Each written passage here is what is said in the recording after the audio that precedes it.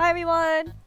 Uh, Finally continuing one of the games on my list here. The Great Ace Attorney Chronicles. Last we left off, we were in the middle of case 3. We were defending someone. I think I'll recall everything as it's been a while, so I don't remember everything. But I'll probably recall everything once we get into the thick of it.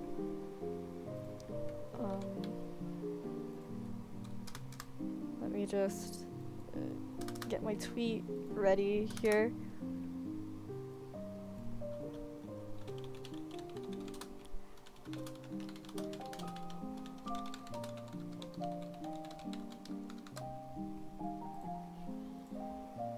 Alright, if I recall, this is our like trial case. Where this is basically our exam where we have to defend the dude. But let's get right to it.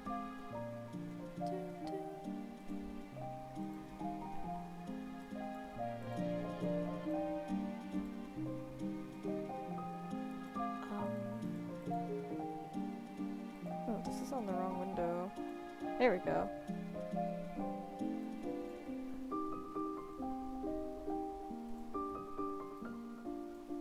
Alright. Let's get started here.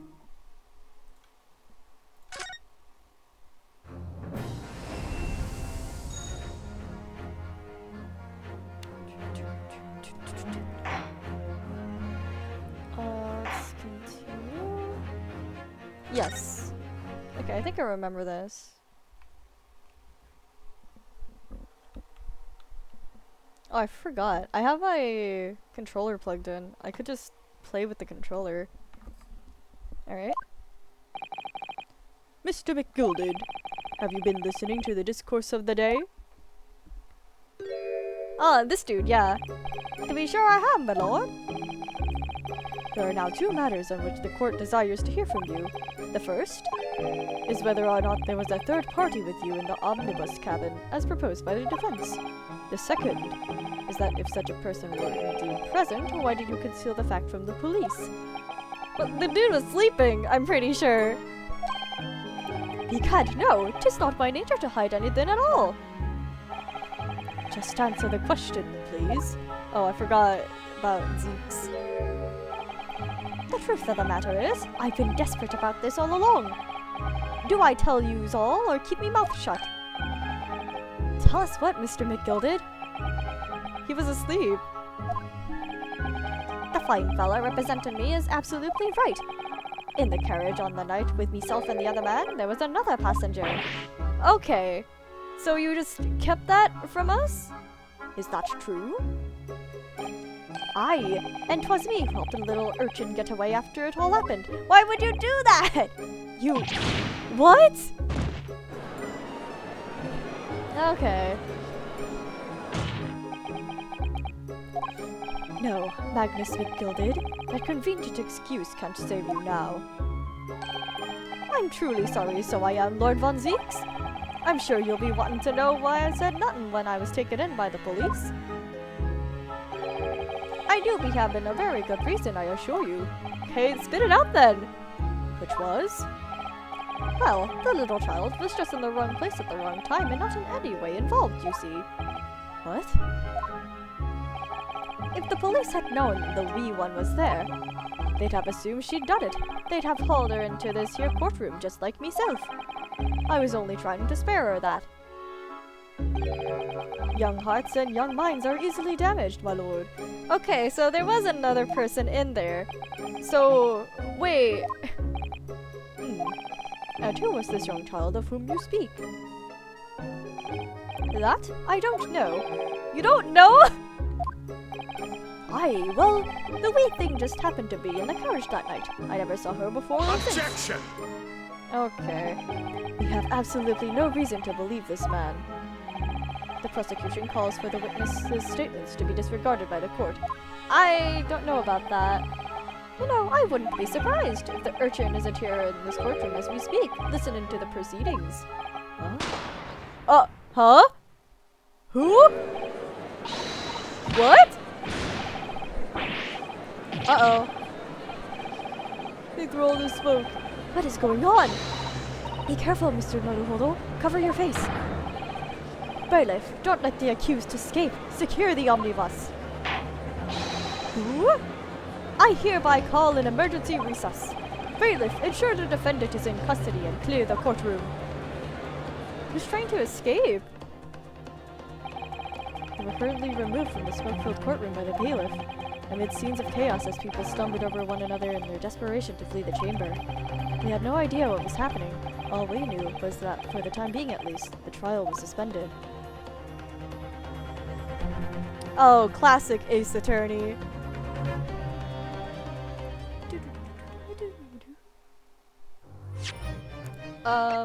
Yes. Yeah, this one.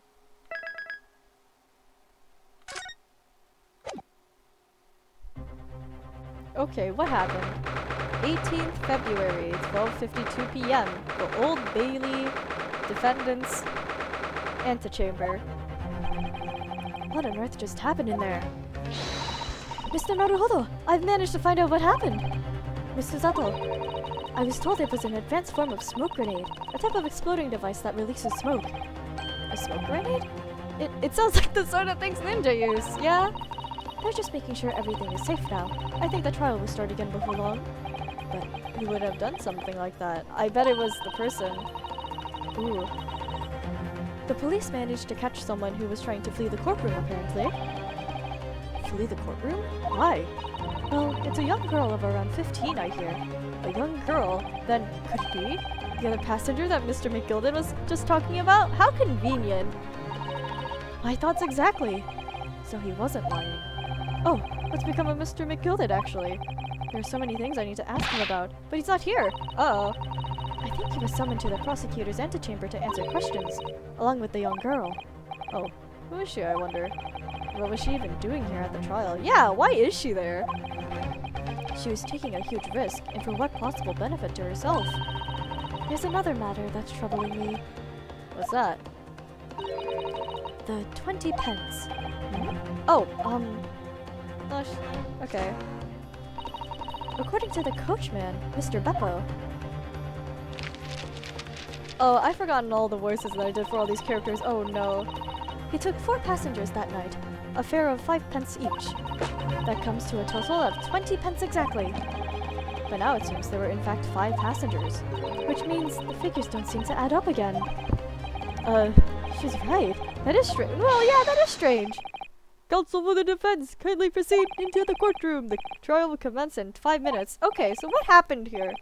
So there's another person that is hiding. Oh, thank you, officer. We'll go straight away. Well, whoever she is, I imagine this young girl will be asked to take the stand and testify now. I really can't imagine what she's going to say, but it could alter the whole direction of the trial. Well, now soon enough, Mr. Zato. Yes. Alright, what's going on here? Who is this young lass? In February, the Old Bailey court room. Oh, there she is! Oh, she looks so cool! There's the young girl next to Mr. McGilden. Look! She must have been the one who caused the disturbance before. Well, after that rather eventful recess, the court will now resume the trial of Mr. Magnus McGilden. Now then, Lord Von Ziegers. My lord?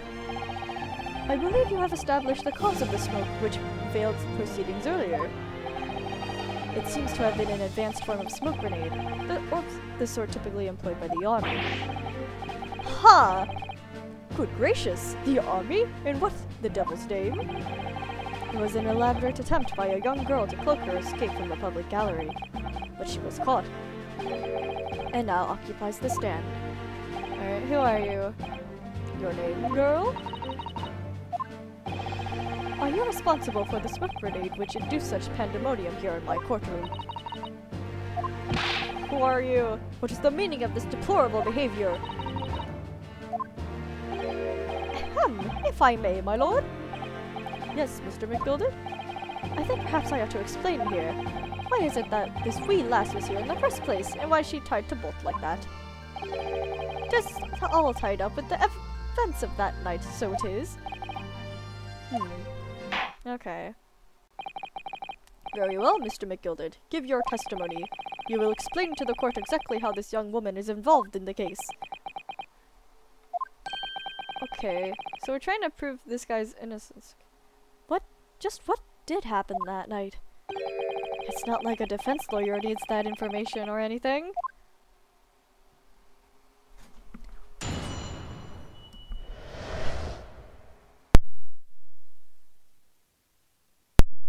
Give me 1 sec. I have to check something real quick.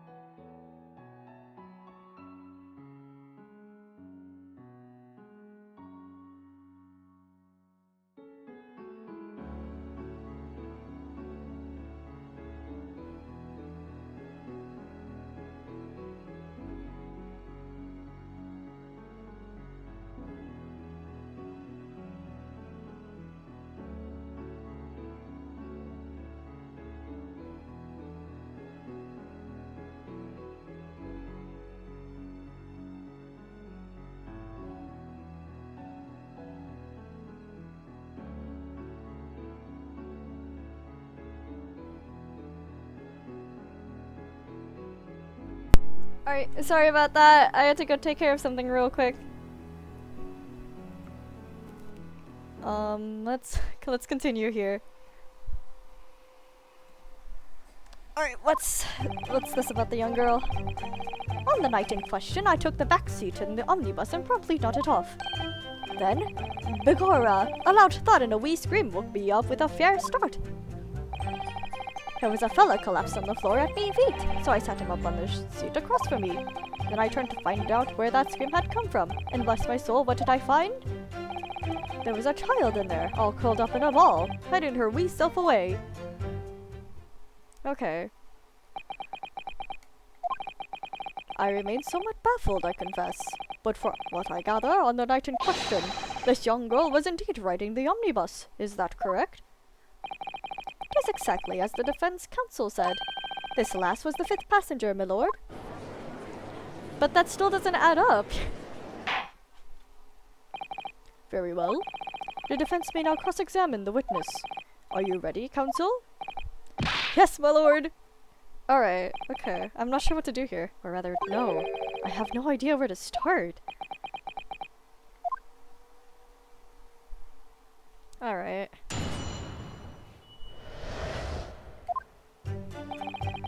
On the night in question, I took the back seat of the omnibus and probably nodded off. Coming up with the first start. Collapsed on the floor at my feet, so I sat up on the... Hold it! Press. You sat him up? The victim, you mean? That I did. On the seat across from me, I said. I could plainly see the poor devil was already on. And you wouldn't leave a dead man just lying on the floor now, would you? 'Tis common courtesy, so it is. I mean, sure. I find that a little hard to believe. Ah, Lord Von Zeeks. Now why would that be? You wake to find a man lying dead at your feet in the garage. Any normal person would halt the cabman. Any upstanding member of London society, that is. Huh. Well now, as you know, I'm something of a special line of business. The business of lending money at exonerable rates of interest. Unfortunately, my lord, not everyone is thankful for the help I offer them, and some would even see me dead. So I do try where at all possible to avoid getting myself in a tangle with trouble. Are you suggesting you were just going to leave the man there? Heavens alive, no! I was always intending to report it, so I was. Only, I had a mind to find out the whys and wherefores first. That seems suspicious. The whys and wherefores? That seems hella suspicious. You would just stop the... Why not stop it right away? Right you are. There were some details I wanted to understand before anyone else got to meddling. That wee scream I heard, for example. Wouldn't your good self do just the same? Yes, the scream he says he heard at the same time as the thud of the victim collapsing. Huh. Did I find? There was a child in there all curled up in a ball, hiding her wee self away. You say she was hiding herself? Aye, that's right. It was hard to see in the dim light, but she was all curled up in a wee ball when our eyes met, well, me heart nearly stopped beating in me chest. You're really overacting this. Still, all in all, I pulled her out from under there and sat her on the seat opposite so I could have a wee chinwag with her. Chinwag? The seat opposite? So, next to the... Why? You sat this young girl next to a corpse, sir. Why? Well, as I'm sure I mentioned, a gentleman in my position can all too often find himself in mortal danger. So, I needed to find out just who this urchin was, you see. And while I was in the middle of talking with her, I heard another scream. A fella's voice this time. Oh, presumably that scream was Mr. First, who was sitting up on the roof deck seats. Right you are again, I would say, sir. Looking down through the skylight, he must have seen this young girl and the gentleman with the knife in his belly. In other words, the previous witness did not in fact see you at all, Mr. McGilded. What they believed to be yourself and the victim was in fact this girl and the late Mr. Mason? Aye, my lord. I was, as I think everyone understands now, sat in the back of the carriage out of sight. Huh. It is certainly plausible. The defendant is somewhat diminutive in stance, and readily confused, perhaps, with this young girl. After that, of course. With the scream from the gentleman over us, the driver realized something was wrong and pulled up the horses.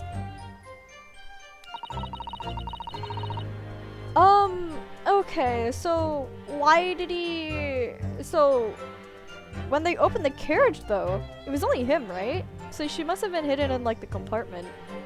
I do wonder how you must be feeling, Mr. Naruhodo, being the defendant's lawyer and yet finding myself as stunned as everyone else at his testimony. Let's just say it's trying. Recently had precious little time to talk to Mr. McGilda before the trial.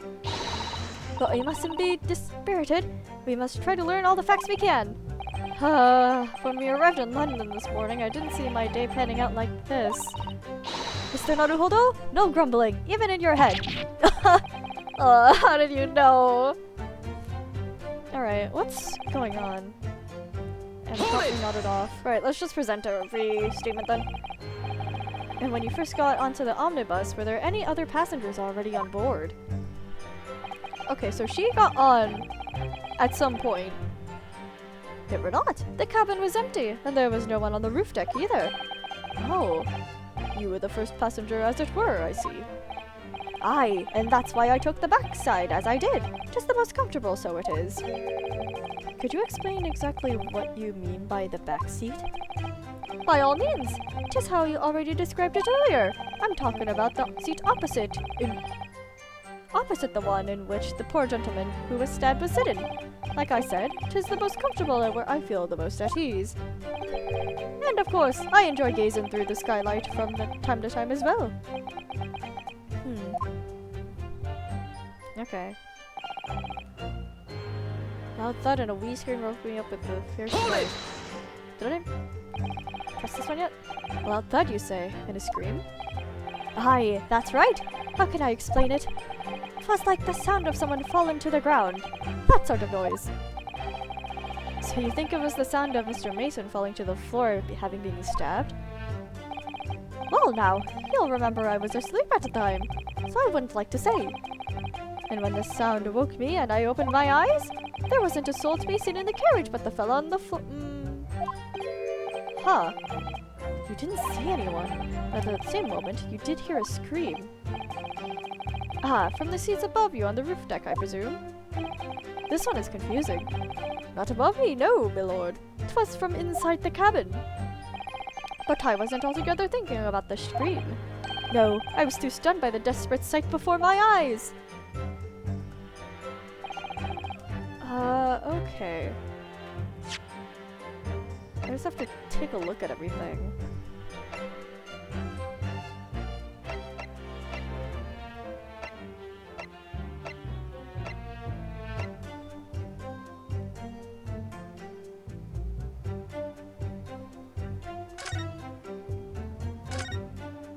I feel like if he collapsed on the floor... No, yeah. Yeah, he collapsed on the floor and that's why there's blood here. Wait, was this here before? That's blood, isn't it? Is something wrong? Oh, it's just, well, the split stain is so obvious, that's all. And yet, Von Zieks has made no mention of it. I suppose that does seem a little strange. Was this here before? Why do I have such a bad feeling about this? This was not here before. The seat has a handle. Wasn't there things here? Storage compartment, but there's nothing in here. It's totally empty. Something doesn't seem right here, and I can't put my finger on what it is. Did he change up the omnibus?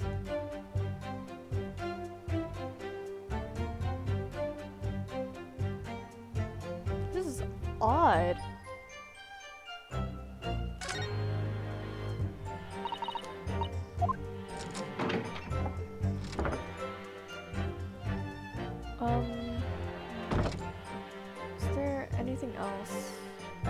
for? Phoenix Wright Omnibus.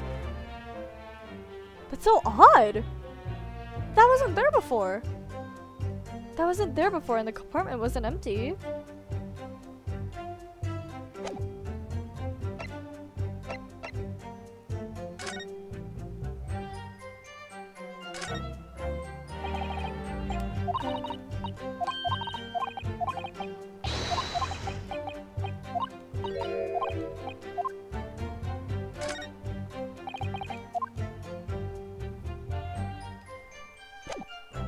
Okay, something is up here. That bloodstain wasn't there!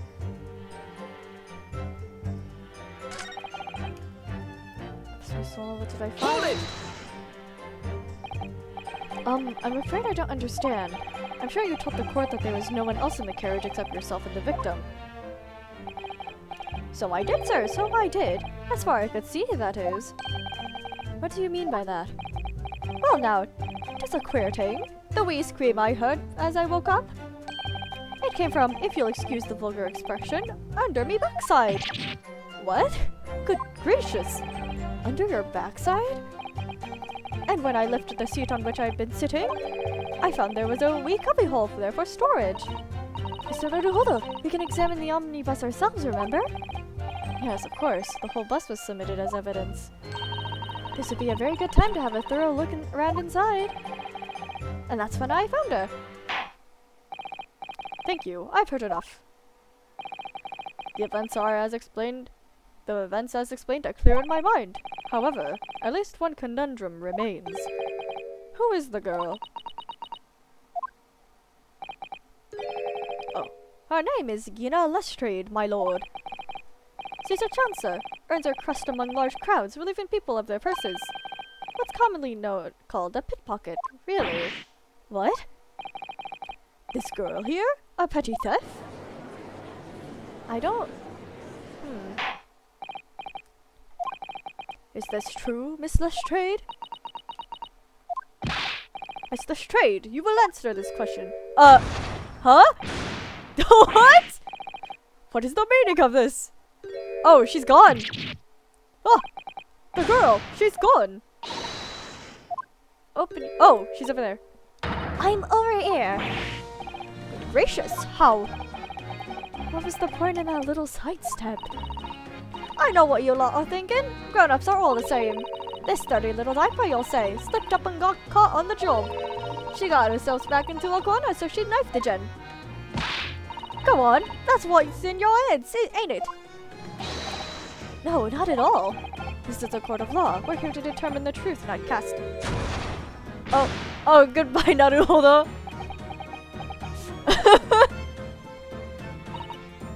Look, knives are for cowards. Only thugs use weapons like that. All I need for what I do is these fingers. I'm a professional, alright? Maybe not in your eyes, but I got pride in what I do. Oh, she's cool!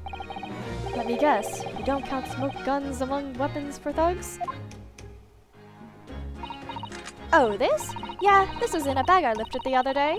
Down when they kept the four-wheeled... Is that... Oh no, did she steal that from... Sherlock?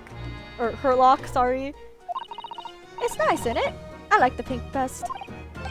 Ah, did I wave that thing in my direction again? Oh, Van Zooks. So, you admit that you were riding the omnibus on the night in question?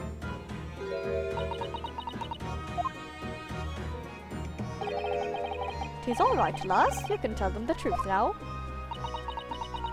Huh. Alright, yeah. It's just like the Irishman said. The court accepts this girl, Miss Gina Lestrade, as a valid and significant witness in this case. Accordingly, young lady, we will now hear your testimony, if you please. You will tell the court exactly what happened on the omnibus on the night in question. Alright, if I have to. Alright. Witness testimony that the girl saw. So I snuck inside the carriage before I looked up the horses, just like always. But it was right or a waste of time. I got nothing to show for me troubles that night.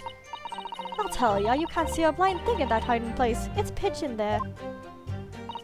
Then, after a while, I hear this loud bang. Nearly jumped out of me skin, I did. And the scream just came out. A bang?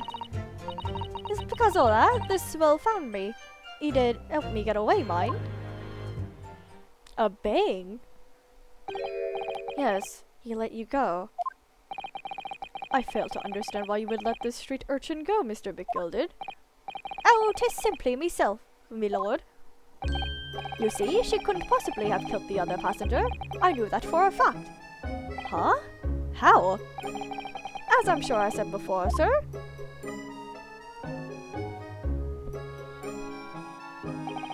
I was sitting right on top of the place where she was heading herself. I think a demonstration is called for. Right there. This is where I was sat that night. And the cubbyhole of which you have spoken is underneath the seat, I presume. Yep, there's a handle. Yes. It does appear just large enough to accommodate someone of this girl's nature. Aye, but of course, the wee lass was stuck in there. Because I tarred myself on the seat for the duration. Ah. So you see, that's why I let the lass bolt. I knew that if the police found her there, they'd automatically assume she'd done it. But I couldn't live with myself if a young life was ruined when all the time I knew she was innocent. Huh. Even though you must have realized your action would result in your own innocence being called into question. Not at all, my lord. Not at all. Huh? I knew in my own heart that I was innocent. So I thought it was worth taking a punt for my own good name for the sake of this less fortunate lass. My goodness! What a perfect gentleman! My lord! This fine example of a man cannot possibly be guilty of a heinous crime like this. I'm glad...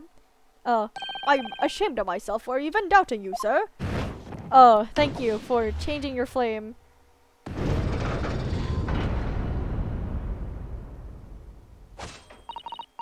With calm, calculated reasoning, one arrives clearly at the truth every time.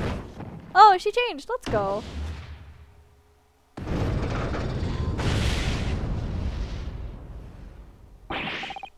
Saints alive! All 6 members of the jury consensually, and they're leaning to a verdict of not guilty. Mr. Naruhodo! It must mean what? That we're victorious! No, something doesn't feel right. We've won? Are you sure? Objection! Oh, of course he uses his leg! If the sight of my iron-heeled Wellington offends, pray do forgive the discourtesy.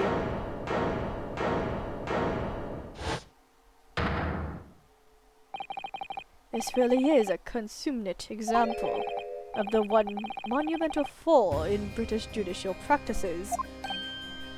Huh? Where evidence and reasoning should be paramount, emotion rules the day.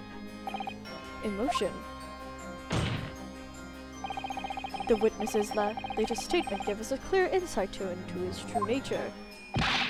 What do you mean, his true nature? Do you really think the Scotland Yard would have made such a glaring omission? After the incident, the omnibus was comprehensively searched by officers of the police. Obviously, the interior of this cubbyhole, as the witness put it, was included in their investigation. The compartment under the posterior seat was full of the coachman's belongings. It's noted in black and white here in the police report. Good lord! The evidence has been tampered with. In order to corroborate Mr. McGild's story, someone has unlawfully removed everything from under the seat. What? I had a feeling that smoke wasn't just for nothing. Order! Order! How could such a devious contrivance possibly have been effected, counsel? Naturally, we must acknowledge the deficiencies of the constabulary in allowing this to have happened. However, I assure you, when the omnibus was wheeled into the courtroom this morning, the compartment under the seat was not empty. Well, my Nipponese friend. Me? Well, the carriage was submitted as evidence. Doubtless you examined it in fine detail, as would any self-respecting practitioner of the law. It wasn't empty. It wasn't empty. Pray, what did you find in the condition of the underseat compartment to be? Oh, to be sure, the young gentleman will be able to clear this up in a jiffy. Sorry? Go ahead, you tell the court now, fella. Oh, this is all an elaborate excuse by the desperate Lord Von Zeke. Well, counsel, do you have something to say on this matter? Okay. So, allow me to save. Because I'm not going to lie to the court first thing.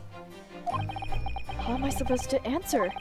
What can I say about the state of that little compartment under the seat in the omnibus? It wasn't empty. I really don't know if giving this answer is helping my cause as a counsel for the defense, but as far as I remember at least, when I first examined the compartment, I'm fairly certain there were a number of articles inside it, yes. Are you sure, counsel? I'll be whist. What are you saying now, you daft daw? I thought you were on my side here. I'm on the side of the truth here. What game are you playing? Your task is to defend the man in the stand. Why would you say something to compromise his position? Oh, Naruhodo, what are you about to say? As the advocate for the defense in this trial, I confess I'm still not entirely sure where I stand, but it seems to me that I should state what facts I do know as clearly and honestly as possible. Ooh. Interesting. 'Tis not altogether pleasant, fella. I'm simply telling the truth, Mr. McGilded. Well, don't forget you're supposed to be representing my best interests there, lad. Oh, he let his visage down. Now then. A fella's memory is a curious thing, and not altogether reliable. No, the court must consider the facts. That there cubby hole in the seat is as empty as the devil's heart, so it is. Do you think perhaps it would be in your best interest now to admit that you might have been mistaken? No. Why? Why do I feel like something's not right here? I should like the jury to weigh on this matter, I think. Oh, what's here? That compartment's designed to house equipment used to maintain the smooth running of the carriage. The guild rules state that the omnibuses should be properly and fully equipped at all times, so it certainly wouldn't have been empty on the night in question. Beppo, isn't that irresponsible? That money-lending fleecer and the pit purse are lying. It changed.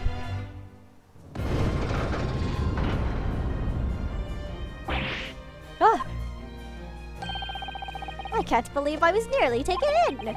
The stinking rich are always stinkers. Nothing but cowards, the lot of them. What? Oh no. It's a trick. Of course it's a trick.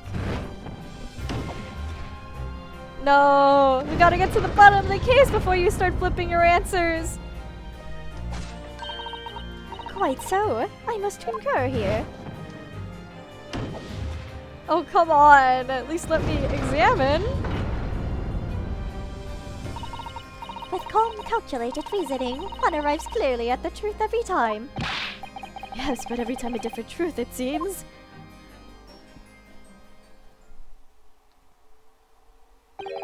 My lord, I humbly exhibit the scales of justice. Clearly, a verdict of not guilty at this time would be wholly inappropriate. Thank you, counsel. But before we proceed any further, there is the matter of the outstanding cross-examination. Counsel for the defense, begin your questioning of the witness, please. Yes, my lord. What just happened? The whole balance of the trial just shifted almost beyond recognition. Hey, what's going on here? The Reaper of the Bailey is at work, it would seem. Alright, so what's going on here? So what's the bang? Stuck inside the carriage before they hooked up the horses, just like always.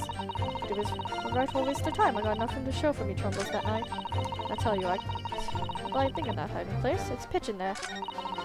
Then after a while, I heard this loud bang and nearly jumped down on me skin. I did, and the scream just came out. What's this about? When you say a loud bang, do you mean the noise of someone falling to the floor? Could have been, I suppose. I don't remember so well. The point is, it made me jump. And you let out a scream involuntarily. That's right. And then I felt the cushion over me get lighter all of a sudden. Presumably when the defendant got up in order to help the victim, yes. Or not. It could equally have been the moment the accused stood up in order to stab the victim, could it not? Well, girl, did you see what happened at that crucial moment? Yeah, I saw it. Whoa, okay. I pushed up the cushion and had a quick butcher's while I had the chance, didn't I? The Irishman was sitting up the bloke who had fallen down on the floor and on the seat opposite. That matches Mr. McGilded's account, of course. But then, the fella suddenly turns around and looks at me. I sunk back down again, but it was too late by then. I should never have risked looking. Okay. Thought this will find me. Yup. Did help me get away, mind. Hold it! And when Mr. McGilded discovered you, he pushed you out from your hiding place. I was scared stiff, I was. He dragged me out and sat me down on the seat and all. Next to the victim, Mr. Mason. Yeah, the bloke had a knife in his guts. He was bleeding. And then the carriage lurched a bit and he ended up falling onto me. Onto you? Ugh, how awful. Both me and got covered in blood. It made me feel sick as a dog. Both her hands covered in blood. That must be what the rooftop passenger saw. Oh, well, that makes sense. After that, I believe you talked to Mr. McGilded for a while, is that correct? He asked me some stuff. Wanted to know me name, and what I was up to and all that. And then I heard something from up above. Someone screamed. Yes, Mr. First on the roof deck, one would presume. Well, I didn't want no one seeing me face, so I didn't look up. Then the horses were drawn up smartish, and this Irishman says to me, "Get back under the seat. I'll see that you can get away later." All 6 members of the jury had decided the defendant was innocent. For one brief shining moment, yes. It's clear that they are all still very unsure. If we could just find some conclusive piece of evidence among this new testimony, I'm sure we would clinch the verdict we want. Yes, I think you're right. And I have this niggling feeling. Something's bothering me, but I just can't quite put my finger on it. Okay. Stood inside the court before they hooked up the horses like always. So, you were already in the omnibus before it even set off on its run? Well, yeah. I mean, what's the point of spending a joey to make a few bob, eh? That's a real idea, isn't it? I suppose she means there's no point in spending money to make money. It actually makes sense. Counsel, may I remind you that this girl is a petty thief? Kindly refrain from entertaining her tenants. Oh. Well, that does clear up the little mystery of the fares and all. 4 paying passengers at 5 pence apiece, making the 20 to which the man testified. And 1 little skate race riding for free. The red conch of a driver always goes for some grub before his last run, see? So that's when I slip into the carriage and get myself in and under the seat. Nice and easy, right? But your hiding place is a storage compartment, full of equipment for the coach, no? Well, she is small enough to fit in there. Yeah, there's brushes and buckets and whatnot in there, sure. I always chuck all that out and cram it in a corner somewhere. No, it never seems to bother much. And yet, according to the report filed by the police officer who arrived at the scene, the compartment was full of such paraphernalia. Well, I don't know nothing about that. Like I said, I moved all that stuff out so I could hide under the seat. That's all I can tell ya. It seems we reached the end of that line of inquiry. Continue. Alright. So it! Okay. A waste of time. Why is that? Well, most nights I'm on my own in the God Permit at Sumley's. At least some of the time. I beg your pardon? Did you say God Permit? Oh yeah, well, that's what me kind call it. You'd say the omnibus, I suppose.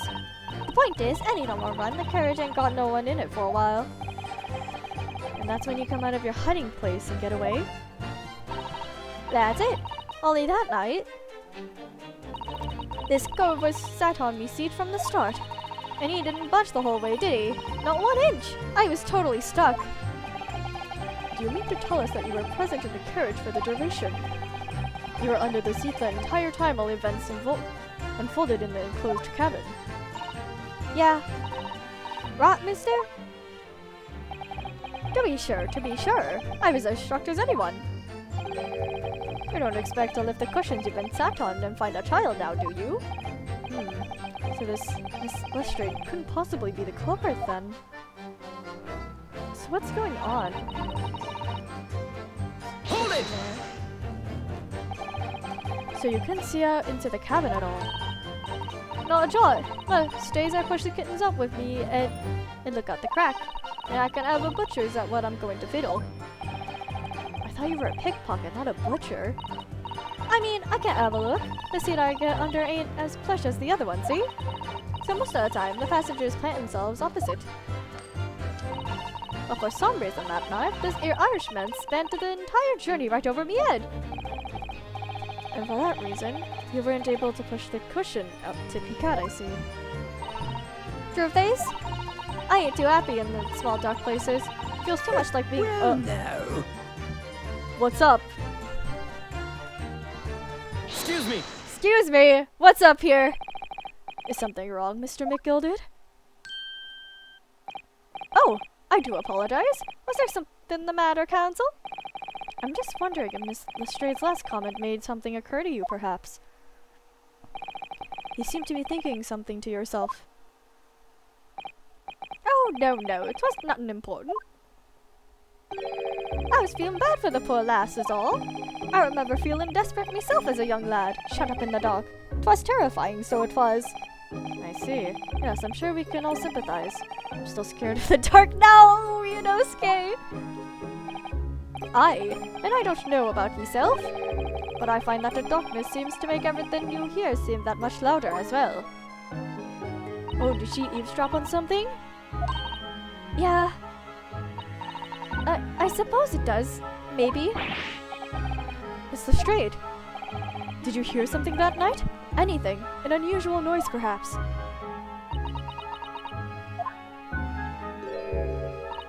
Nah, not really. All I could hear was the Irishman snoring. Chavez, there's no need to tell the whole world of me foibles, you little scamp. I think they're... What a pity.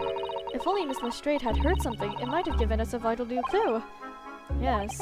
What should we make of that last statement of hers?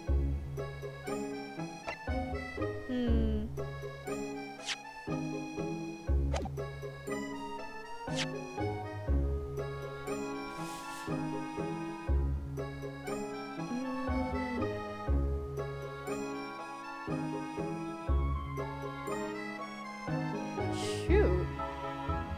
I feel like it's important.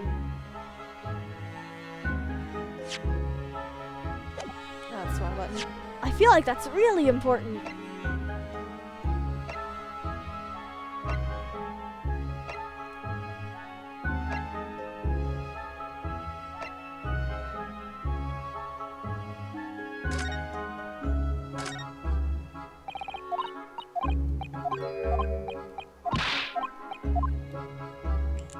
Is there anything else we can examine here? I doubt it.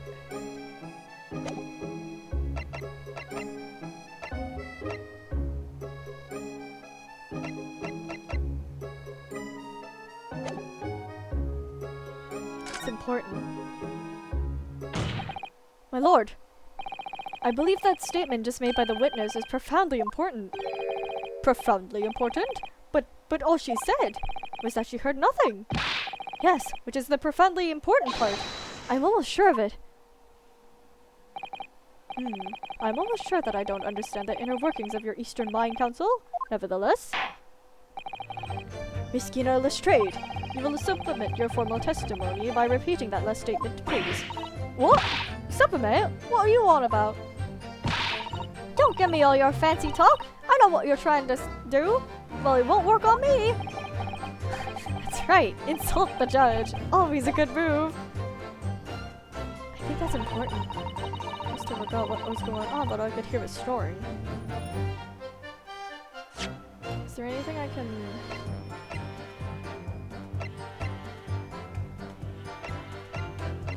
Nothing.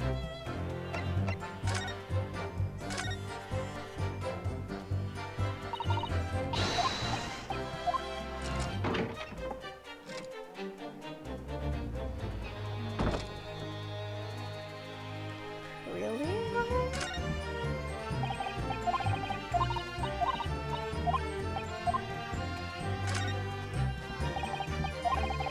Oh, I didn't... Okay, I need to examine the handle.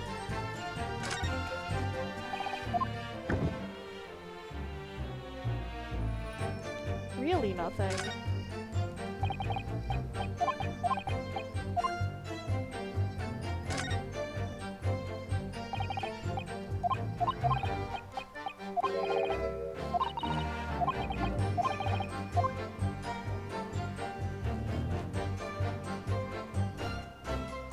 No, nothing. That's interesting.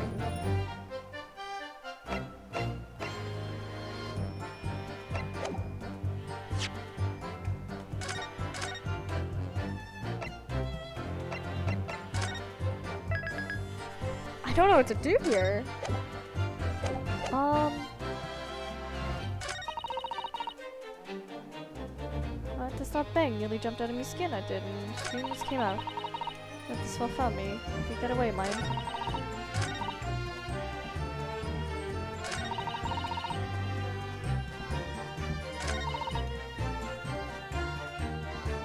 Hold it! I'm gonna press this. So you were straining to hear what was happening the entire time, since the moment you hid yourself? Not exactly, no. Sorry? Well, there was no one in the cabin to start with. I could just push the curtain up and have a butcher's to see what was what. But then, when I saw this fool getting on, I got me head down, so he didn't notice me. And Mr. McGilvert sat on the seat under which you were hiding, correct? Yeah, what you happen to me then? Eh? What a mug! So then all I could do was listen. I was waiting to jump out of as soon as I earned leave, see? What would ye? Not likely. Even though we stopped here and there, I never heard the door open. So I just had to stay put and listen to him driving his pigs to the market, snoring like an old dog he was. Are there any conclusions we can draw from that, I wonder?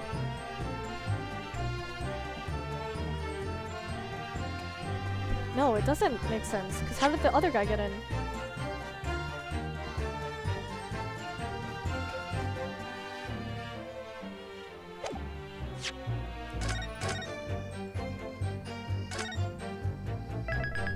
Just gonna save again real quick.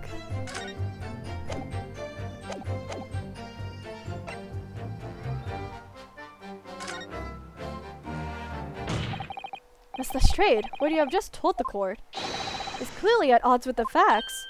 Ah! At odds? Are you sure, man? Absolutely. Well, the music stopped and the plot is advancing. It seems my learned Nipponese friend is not as dull-witted as I feared. So Venzix realized it too. What did he realize? Wait, what's going on? Counsel, I must insist that you bolster your claim with evidence, or some complicit party's name at the very least. Yes, my lord. I expect you to demonstrate this alleged contradiction to the court. According to Miss Lestrade, while she was hiding in the omnibus that night, she heard nothing but the sound of Mr. McGilvert snoring. But think, Ryunosuke, think! Oh, the double slap. There's something else she should have heard. Show a piece of evidence. Show a person. People. I haven't really checked people. Oh, male Strongheart is 52?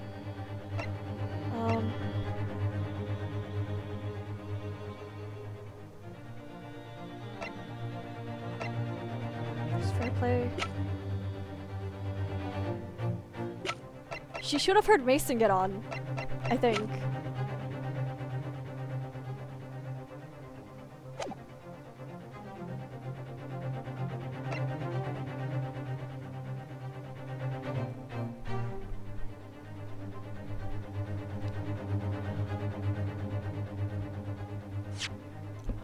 I think I saved already. I'll just save again.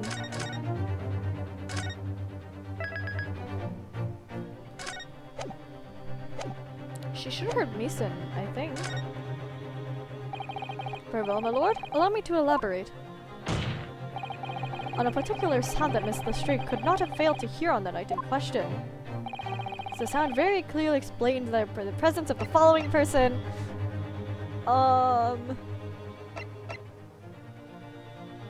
Take that! It was! Okay. Thrice fried Mason? Yes, my lord. The sound that Miss Lestrade could not have failed to hear is that of the victim, Mr. Mason, boarding the omnibus. Do do do do do do do do do do. Order, order. Explain your reasoning, counsel. Miss Lestrade, allow me to confirm something. You claimed earlier that you were the first person to board on the omnibus. Is that correct? Yeah, of course I was. I got on while the driver was in the pub, didn't I? And then, the next person to board the omnibus was Mr. McGilded. That it was. Not a soul in the cabin when I climbed aboard. At least, not in plain sight. So you were, to all intents and purposes, alone in the enclosed cabin of the omnibus at the time. Did I not just say as much? I wasn't traveling with anyone else, if that's what you mean. Yeah, I saw him get on, remember? Through the crack under the seat cushion. He was on his own, for sure. And from what we've heard, the carriage made a number of stops after that on its on-way journey. During which time, did you not hear the door opening or closing at all? Nah, I never heard it. That's exactly what I was listening for, weren't it? Weren't it? Waiting for the swell to leave. In which case, when and how did the victim end up in the carriage? Ah, there it is. There's the funny. We know that the victim collapsed inside the enclosed cabin of the omnibus. Therefore, Miss Lestrade's statement about what she did or what she did not hear is at odds with the facts. Ah! Alright. Yes, this petty thief's statement was clearly flawed. Lord Von Zeeks! Yes, he knew. He knew it all too well that there was an inconsistency in Miss Lestrade's statement. Heh. It would seem words of thanks are in order for my learned friend. What are you talking about? What are you about to say? You have demonstrated matters impeccably. This witness and her colorful statements are entirely unreliable. Her words are convenient untruths, nothing more. Oh, she's furiously typing away. Oh, he's dead right. How could the victim possibly not have boarded the omnibus? That makes no sense whatsoever. And this girl is a pickpocket. Let's not forget that. Oh, she's ready to change her answer. What? Oh, we're gonna have another one of these, aren't we? Ah! She didn't even say anything! I didn't want to judge the dear little mite just because she was some rather naughty ways. But I must say, I can't abide liars. And neither can I! Mr. Foreman! I don't want to judge this girl because she has some less than saltwares ways, but I must say, I cannot abide liars. Wow, you really just stole her words. Okay, well, hang on here. Ah! Mr. Naruhodo, that's 5 jury members leaning towards guilty! Hang on here, guys.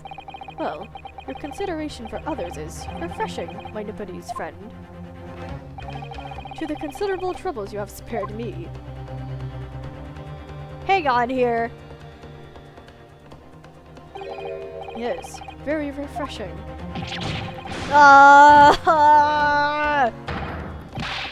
What are you playing at? Have you forgotten who you're working for, you useless Eastern Abadan? This is carnage. It's perfect. I don't like you. Juror number 2 is the only one left. Mr. Naruhodo, the way that this is going? I know. We can't find some new way to convince everyone of Mr. McGilded's innocence. The judge will rule, and we'll have lost. I very much wanted to believe the words of one of London's most respected gentlemen, but those of us in service must know we must accept hard truths. Okay, here. Oh, there we go.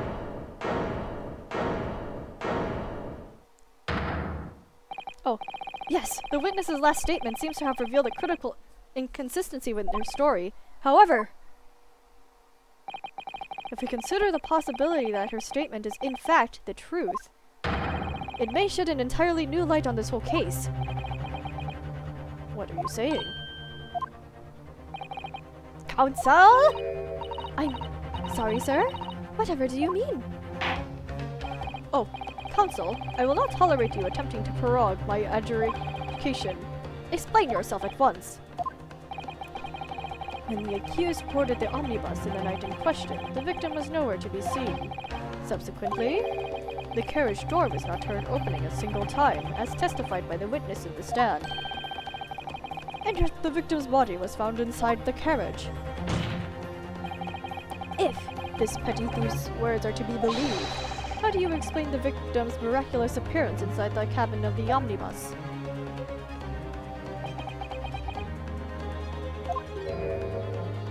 Oh, there's only one way to explain how the victim came to be inside the carriage.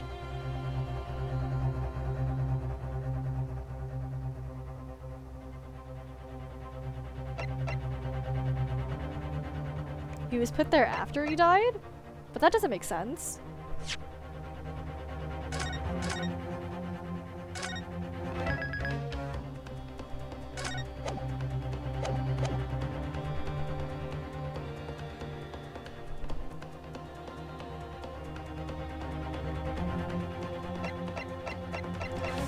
Oh, okay, which one is it?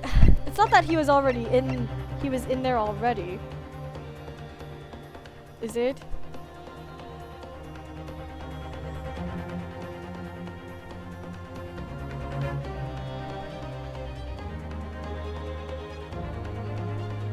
It's not he was already in there. It's not that there was another entrance.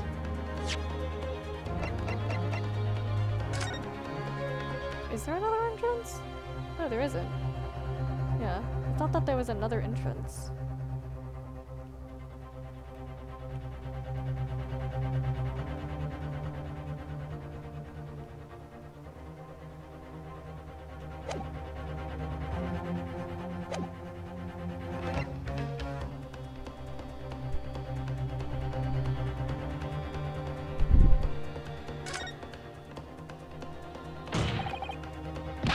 The victim was replaced the carriage after he was killed. Objection!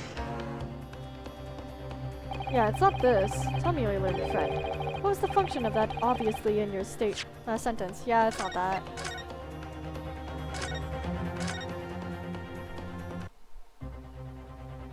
What could it be? It's not that he was already in there. It's not that there's another entrance. So it has to be that he was already in there.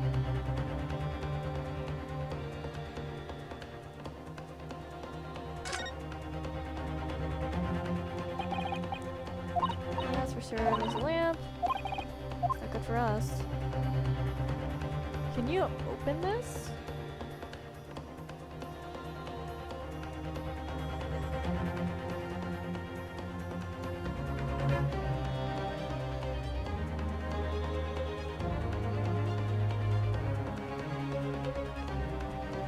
Is the skylight openable?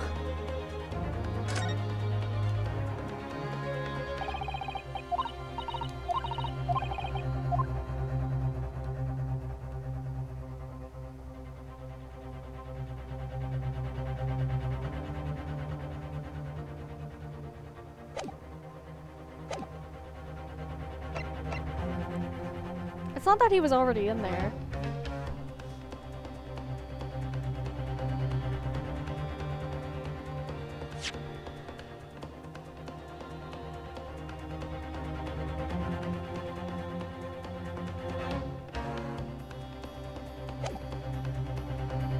But you didn't hear it.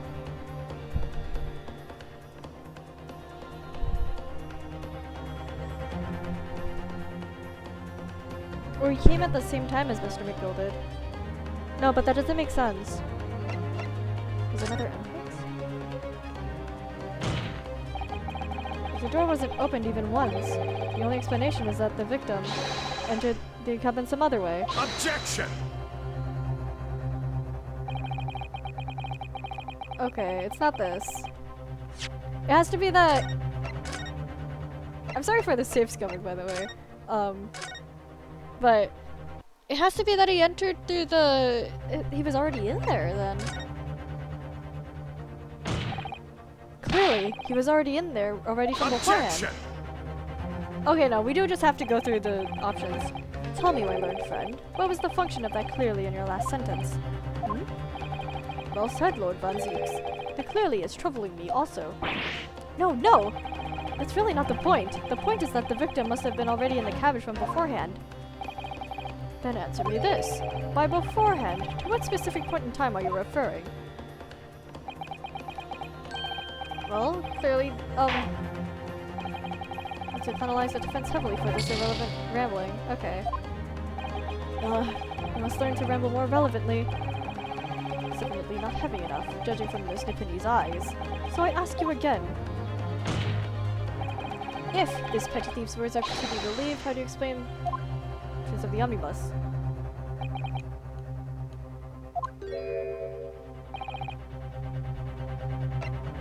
Was it? There was another entrance and I just hastily got away from it? If the door wasn't opened even once, the only explanation is that the victim entered the enclosed cabin some other way. I wondered what new fantasy you would come up with in your blind panic. But behold, the omnibus is all here for all to see. Only one side of the enclosed cabin is furnished with a door. The other only has windows. Fixed windows which cannot possibly be open. In short, there's no entrance to the cabin other than the door. The skylight, though. Oh, okay, no, this was the correct answer. But there could be. Well, there's one possibility you haven't considered. Oh, really? Yes. One other way inside that isn't the door. Another opening, the use of which allowed the victim to appear inside the enclosed cabin. The skylight. All right, counsel. The defense will identify the location for the court. Here's the omnibus on which the incident occurred. Where on earth is this entrance by which you propose the victim entered in the cabin? Time to save. I'll just take the 1 point.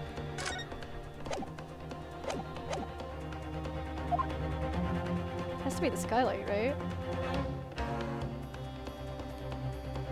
Take that! Okay, it is the skylight. I was correct. The answer is obvious. It can only have been the skylight. I say, the skylight? Objection! Your ludicrous proposal almost has me lost for words. However, the skylight may well be large enough for someone to pass through. Objection! So you claim, but do you have a shred of evidence to support your idle-brained theory? Both Mr. McGilded and Miss Lestrade said the same in their testimonies. They each claimed to have heard a loud thud, such as the noise by someone falling to the floor. Yes, which has already been explained, as the sound of the victim falling from his seat to have been assaulted with the dagger. Yes, it has, but a man slipping from his seat onto the floor really made such a loud noise as the witness described? A noise loud enough to cause Miss Lestrade to let out an involuntarily cry. In fact, good gracious! Perhaps, in fact, that was the moment that the victim made his entrance into the cabin. No, let me rephrase that. The victim didn't enter the cabin as such. He fell into it. Objection! That's interesting. You're now suggesting that the victim fell from the skylight into the cabin? That's simply impossible! How can you be so sure? Because if the victim had fallen inside through the skylight as you say, the passengers on the roof deck would have seen it happen. And yet, not one person made mention of such events in their testimony. Well, yes, that's true, but... Hold it! Oh, Mr. McGilded. Might a humble fella make a wee comment here? Mr. McGilded? To be sure now, the two fellas who were sat on the roof that testified afore said nothing of the victim falling through the skylight. But it seems to me, my lord, that 'tis not so much a case of them not saying it, but... Aye. 'Tis a case of them being unable to say. What? What does that mean? I think perhaps the two fellas do be having something of a compelling reason not to mention what happened. Would you not agree, fine ladies and gentlemen of the jury? Oh my goodness! Surely not! Those two chaps on the roof? Oh, she's typing away. You mean the ones who struck that knife in the man were... Oh! He's trying to pin it on the other two. Oh, here's the other two. Just what exactly are you insinuating here, you bletherer? You rotter, he said. You rotter? What are you insinuating? Why are you stanced up like that? This is a flaming Gottfried. I've a good mind to give you a blinker in a minute. He'll give you a shiner in a minute, he said. And so will I. Mr. Fairplay. You're effectively accusing me, a city gentleman, a well-respected banker. And me, a very angry hatter. Suggesting that someone like me could have stabbed that man in the guts? It's a disgrace. A scandalous. It's, I protest in the strongest possible terms. That's right, I protest too. About you rotten scoundrel. Alright, what's going on here? Order! This is not the time, witness! I will not permit this wanton invasion of the stand. Return to the anteroom at once. But this is beyond reason, my lord. It's outrageous. It's very hurtful, you know. My lord, if I may comment. Go ahead, Lord Van Zeeks. It was the defense that incited this outburst from the witness. My learned friend has seen fit to abandon all protocol and accuse the witnesses without proof. Accuse? I never intended to. It seems, in the news, that your command of the English tongue is wanting. What? You proposed to this court that the victim fell through the skylight from the roof deck of the omnibus. That hypothesis cannot possibly stand without the rooftop passengers being aware of the events. You have branded these gentlemen liars. You have stated their criminal guilt. In all British courts of law, that is what is termed a baseless accusation. Oh! I know I was rash to put this idea forward without any actual evidence, but you can't just dismiss it without a second thought. What are we wasting time for? Get them to testify! I thought there was something fishy about that hat the moment I laid eyes on the fellow. We have to see this matter through now, one way or another. If there's filth and rubbish in our midst, we must dispose of it at once. Oh. Testify. What's happening, Mr. Naruhodo? The spectators in the public gallery they're in a complete frenzy. Mr. Fairplay and Mr. First? My lord? You will take the stand again and make another formal testimony in reference to the indictment brought on by the defense. Yes, my lord. I didn't come here for this. Something suspicious here. There's no time to think this through. All I can do is keep pushing forward. Something suspicious here.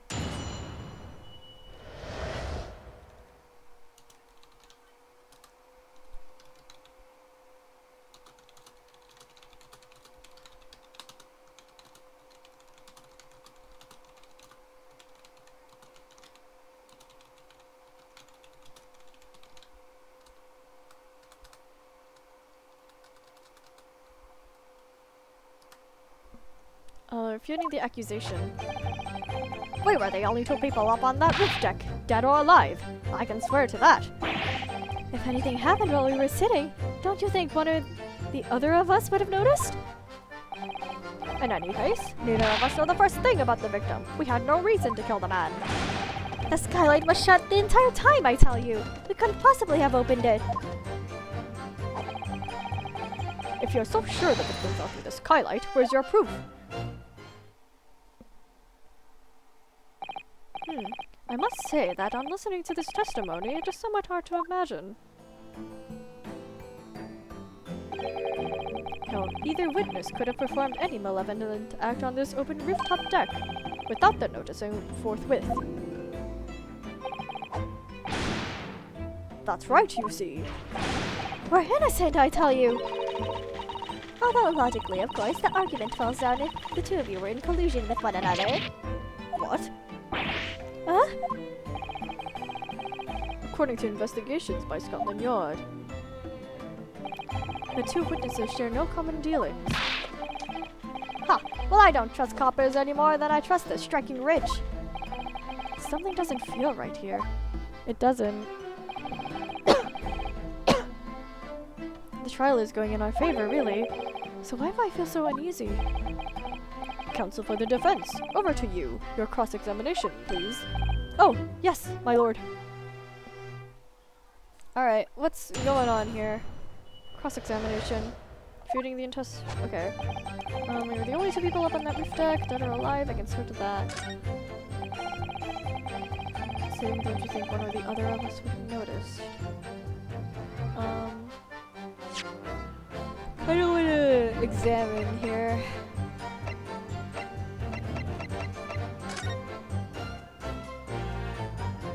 Oh, that is exact knife.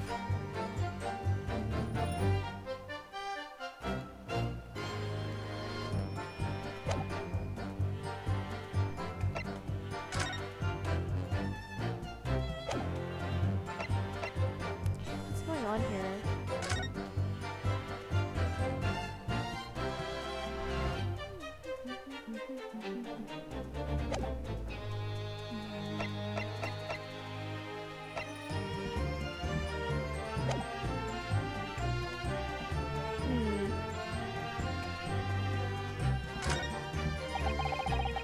So the first thing about the victim, we had no reason to kill the man.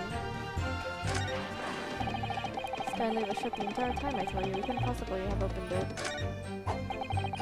So sure the victim fell through the skylight. Where's your proof?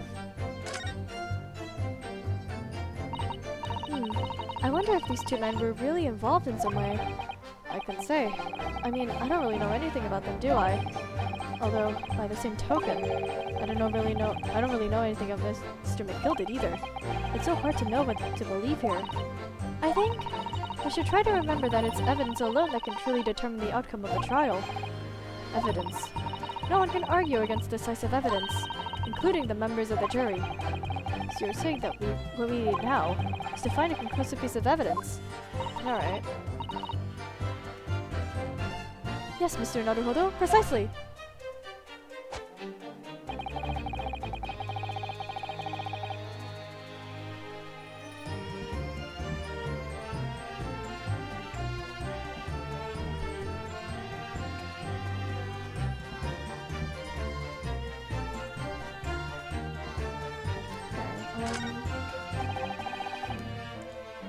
Sitting, did you think one of the other two would have noticed?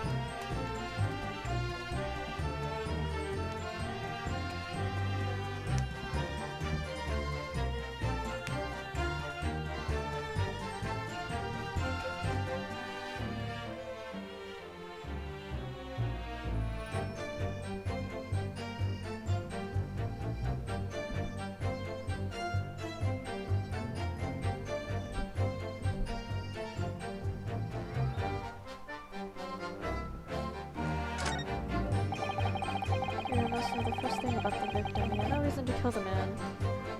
Hold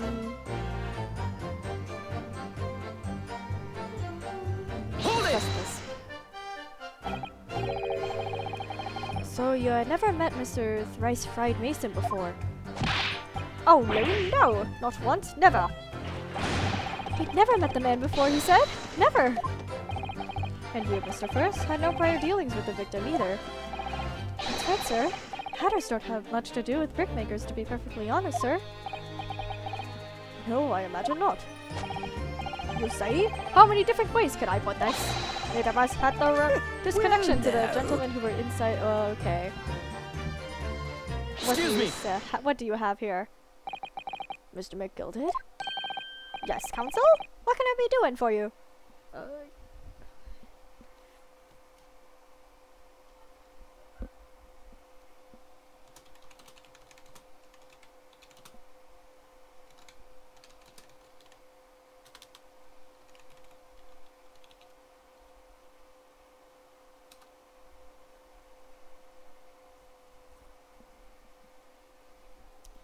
Okay.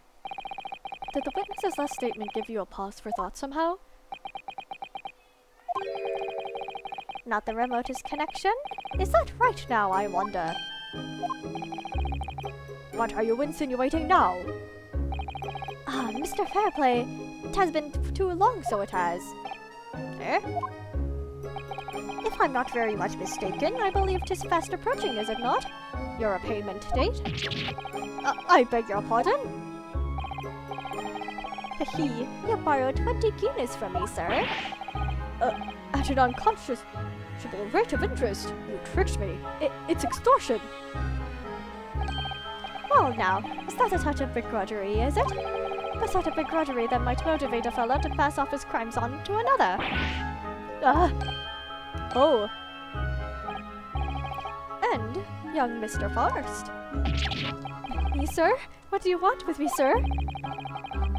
You do me making hats for a living, do you not? Their top hats sliding down out your head? Is that one of your creations, is it? Oh, well, I'm just an apprentice, you understand? An apprentice? I'm learning to find the perfect fit for whatever fine gent walks through the door. Here? A perfect fit, is it? Well, it's a very distinctive design, so it is. What? Many customers like it, I tell you. They're like a distinctive touch. Customers? Such as Thrice-Fried Mason? What? Wait, hang on. I have to check this now. I don't think this counts. I think his hat is just like that because he stitched it together. There was photographic print of the victim submitted as evidence afore, my lord. Hmm? Oh, this you mean?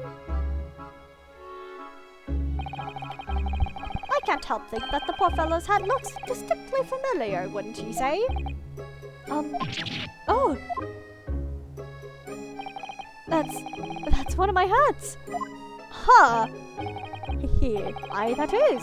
So it would seem the brickmaker was a customer of yours. The sort of customer, I'd wager, you could have had a wee quarrel over the distinctiveness of the goods. Oh, no, sir. Absolutely not, sir. Well, there's really nothing more to add. It wouldn't be right to say that the two fellas here haven't the remotest connection to the victim, you see. I rest my case. You little weasel! Ah! He's better at this than I am. Gosh, Mr. McGilded certainly has been thorough in his research, hasn't he? Huh. Please, don't let me little interruption hold up the proceedings. Hat turner. Oh, hat hunter. No, this is wrong though.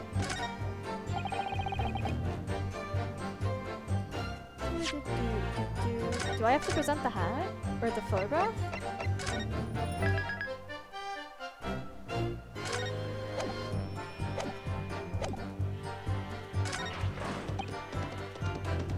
shut the entire time, I tell you. We couldn't possibly opened it.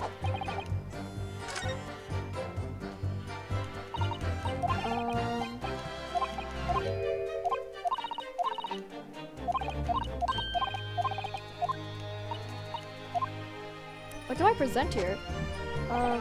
Shoot.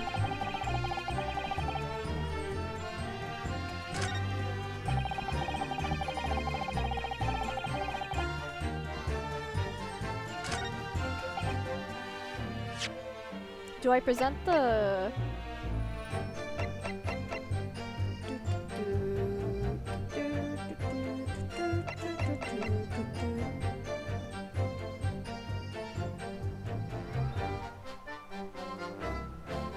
Objection! No, not it.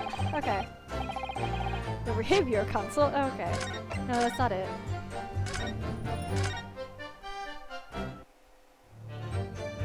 So what's going on here? Hold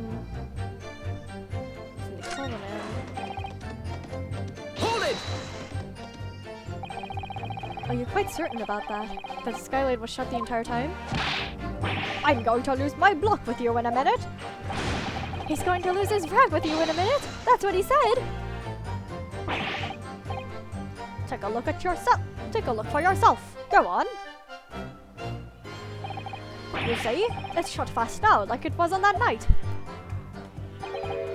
So it is, of course. A fellow the size of Mr. Mason could likely break through it and still and all that.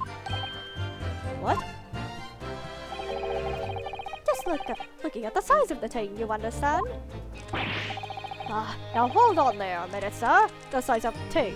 The thing means nothing. Not on its own. Let's consider the bigger picture, shall we? Stop fighting Arcane, shall we? I was riding the omnibus on another occasion when, well, I broke wind, badly. I shocked myself with it as it happens. What? What does that mean? This is an unexpected confession, Mr. First. Oh, I just want to say, well, the point is, I tried to open the skylight, you see. But, just my luck, I couldn't make it budge. The stench was terrible. Everyone was looking daggers at me, sir, when I went as red as a rouge I did. Are you expecting me to sentence you? Oh, no, sir. The point is, the skylight can't be opened. I tried and I tried when I was inside that cabinet. Fine. Oh. Excuse me. Excuse me. Do you have something to say about that, Miss Lestrade? Lestrade? You know? Miss Lestrade!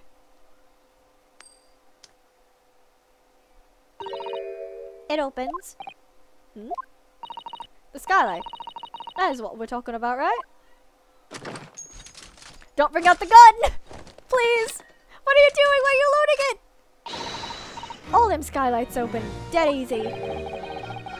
More easily than you can load that weapon? It's a lie, I tell you! Otherwise, when I break wind, You can't do it from inside, you mug. Oh.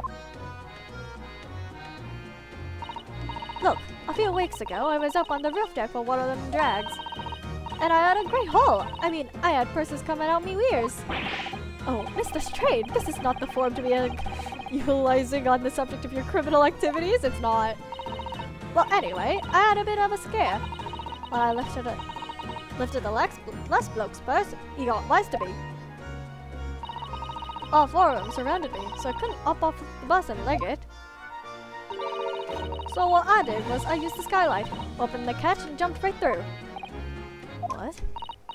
Yeah, the catch for them skylights is on the top side. That's why you can't open them from the cabin. Skylight opens from the roof deck? By lift? Climb up onto the roof of the omnibus at once and verify this witness's claims. Alright, let's see it. Does it open? Yes, it does! Oh, my heart! Say! Alright, that was the thing to do. Order! Order! Order! So, it appears that the street girl statement is quite true. I don't believe it. The skylight opens. And from the roof deck. Mr. Naruhodo. This could be the clue we've been looking for. Well, counsel for the defense, please continue with your cross-examination. Yes, my lord. So the skylight opens. Perhaps I should investigate for myself. Alright.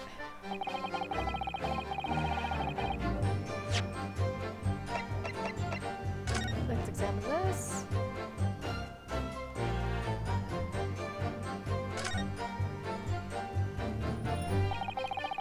It's fastened shut before. Now the catch has been undone. We should be able to open it.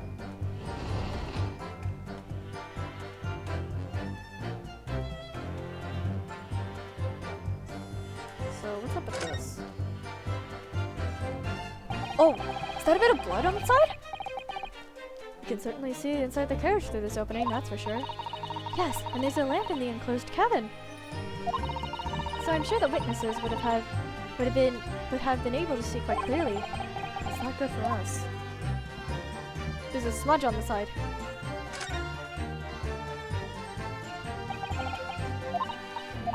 No, that's not what I want.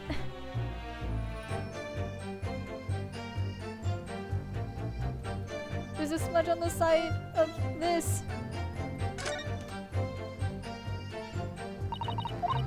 This is not what I want!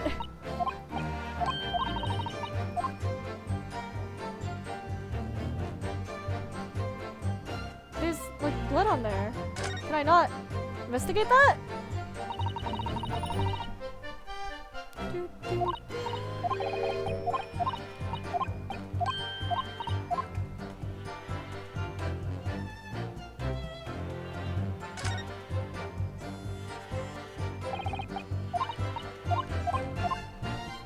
Bro, do I have to go inside? Okay. I think I do just have to go inside.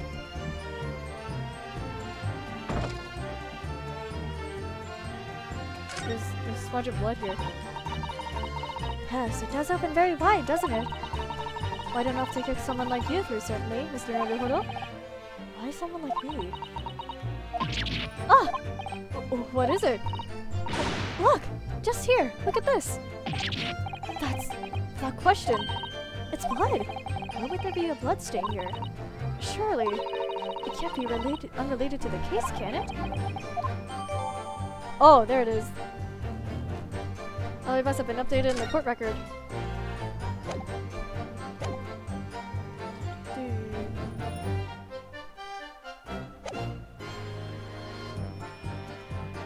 Alright, I think we can present this now. Objection!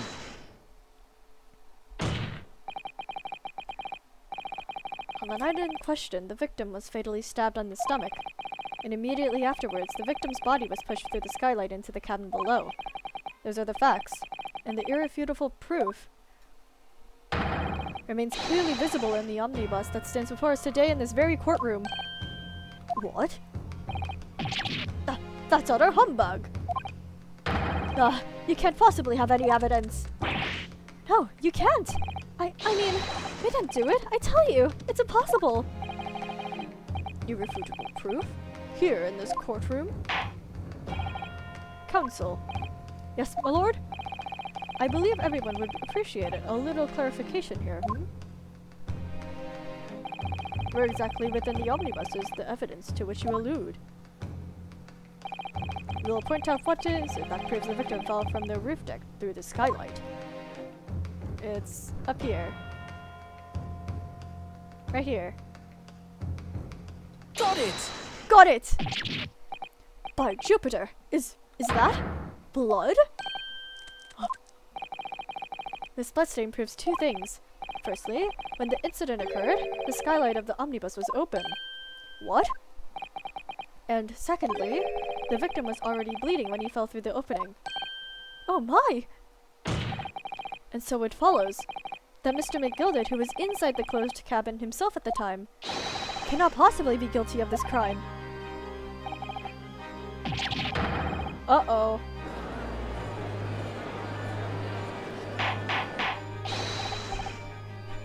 Order, order, order! Hold it! Oh. What? What? But the blood could have sprayed up there when the fellow was stabbed inside the cabin. How? It only found its way to that one particular spot on the skylight. Sure, and that would be very convenient. And let's keep in mind that the skylight catch can only be unfastened from the roof deck. I myself wouldn't have been able to open it now, would I? But, there's no way to know for certain, is there? If the giant really fell through the skylight, I mean. Why don't you have a good look at the floor of the cabin between the two seats, Mr. First? Was that there? 'Twas all too plain if ye see. There's the aftermath that shows the poor fellow dropped from a fair height. Right there, so it is. What? No. But it can't be. It's all... Uh-oh. Hold it! What's going on? My fellow jury members. I think we can all agree that this is a clear proof of the defendant's innocence. Can't we? I believe we can, yes, sir. It's clear to me now where the filthy rubbish can be found in this courtroom. So, they thought they could pull the wool over my eyes, did they? I think they have multiple times throughout this trial.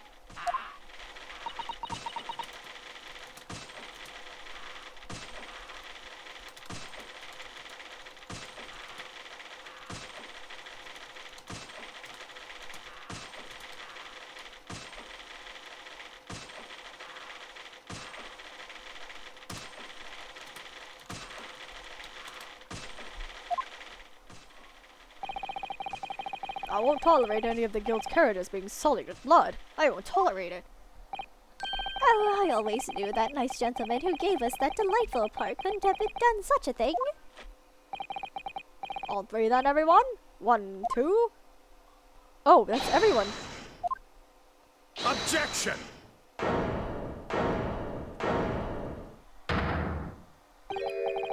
A chilling performance, Mr. McGilded. Oh? And what would you be referring to there now, Lord Von Zeeks? A bloodstain on the frame of the skylight. Such evidence is null and void. What? Why? For one extremely simple reason. That smear of blood never existed. Objection! What? It's right there! What are you talking about? It's there for all to see, and it's clearly blood. Objection! Oh, but it's fresh. I personally attended Scotland Yard's investigation of the omnibus. The officers involved went over the carriage with a fine-tooth comb. So I can state with absolute certainty no such smear of blood existed in the carriage. At least, not until this trial began. But, are you suggesting, Lord Van Zeeks, that the stain of blood was fabricated, my lord? Yes, and while this court has been in session. What?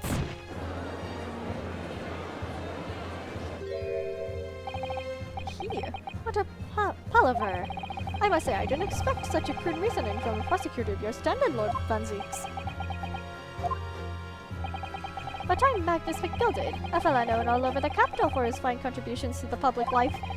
I don't take kindly to slander, and I'll fight it to the bitter end. Even if it's rolling off the tongue of the Reaper of the Bailey.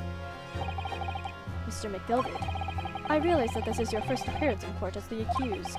However, I am well aware of your involvement behind the scenes in a great many affairs of dubious nature. Ooh, what's going on here?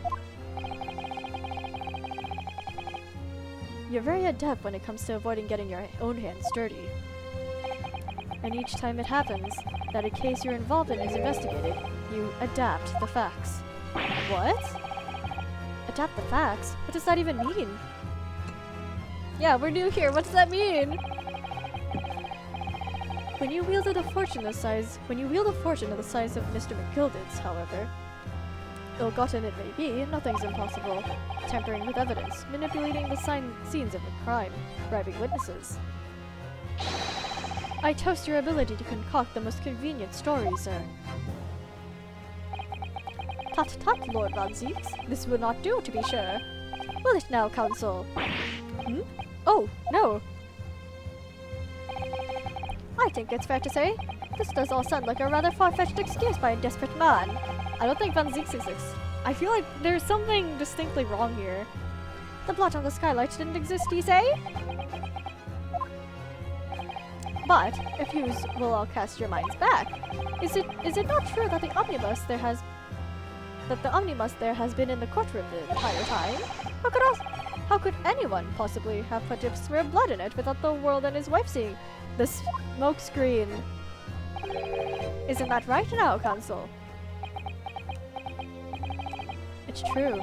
The omnibus has been in full view the entire time the court has been session.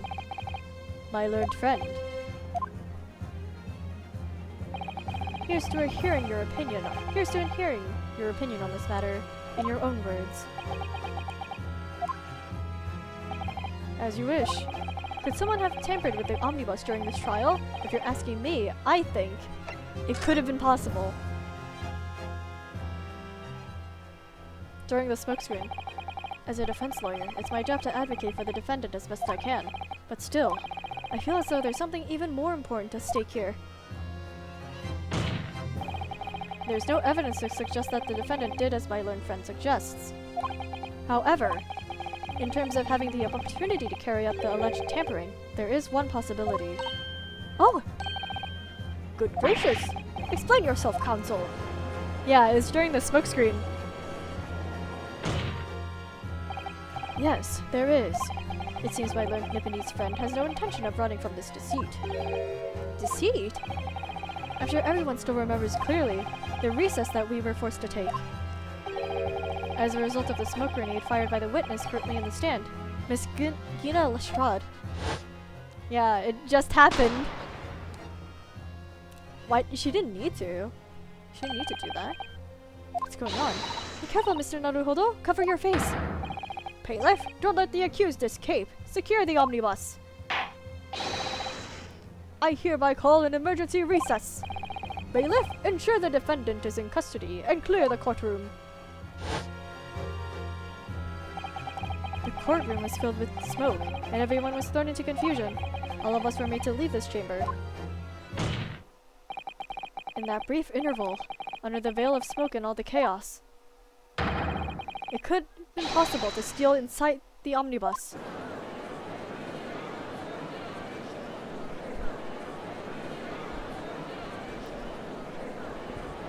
Which means...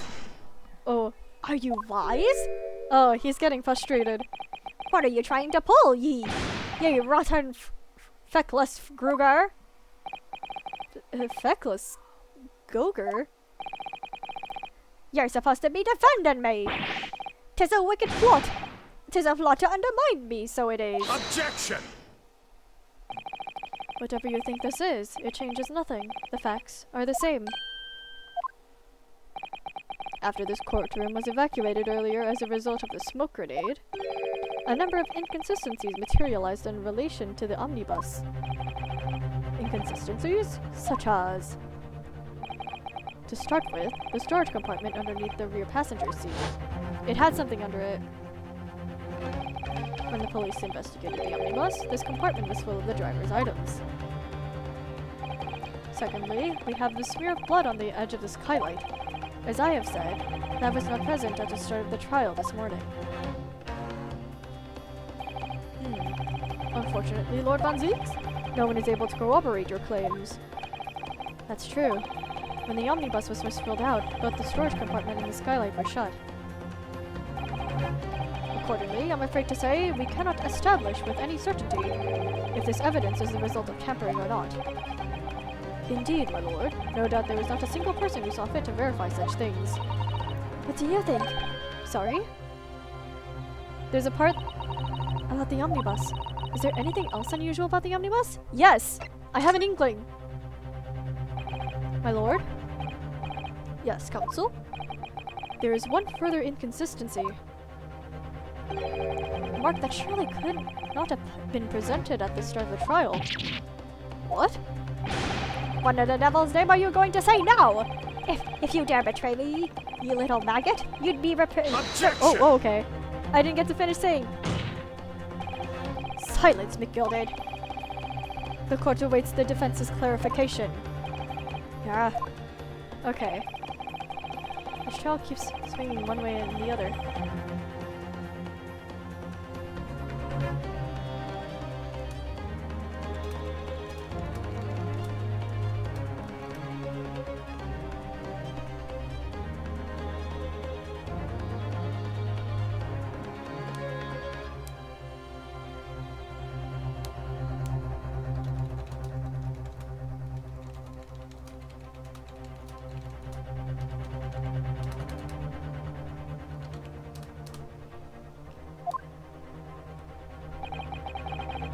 am I supposed to believe here? I shall have to ask you to elaborate, Counsel. It's the mark on the floor.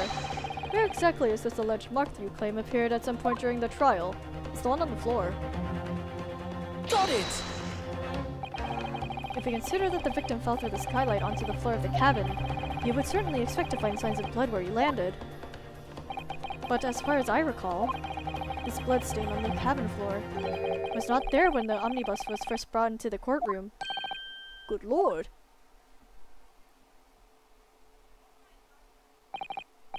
Yes, I do believe you're correct, Counsel. Well said. Although, as advocate for the defense, one might say that was a very careless slip of the tongue. I'd rather advocate for the truth here. I believe that bloodstain on the floor is a decisive piece of evidence. But if the question is whether the evidence is genuine, or whether it was unlawfully fabricated by someone, I feel compelled to admit that there is at least a possibility that the evidence is fake. Ooh.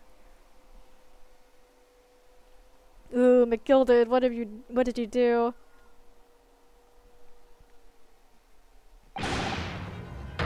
Oh, McGilded! This trial is over. Mr. McGilded? I've done everything I possibly can to cooperate with the court, but it's all over now. What's going on? But you're the defendant. 'Tis over, I tell ye. Memory, recollection, what people think they saw. 'Tis all nonsense. Facts are what counts, and the fact is that bloodstain is there now. Well, And over the course of this desperate trial, long and extremely drawn out as it has been, that good-for-nothing Reaper of the Bailey has failed to present any decisive evidence at all. huh. I'm scandalized, so I am. I thought better of Lord Van Zeeks. Well, my lord? Alright, what's going on here?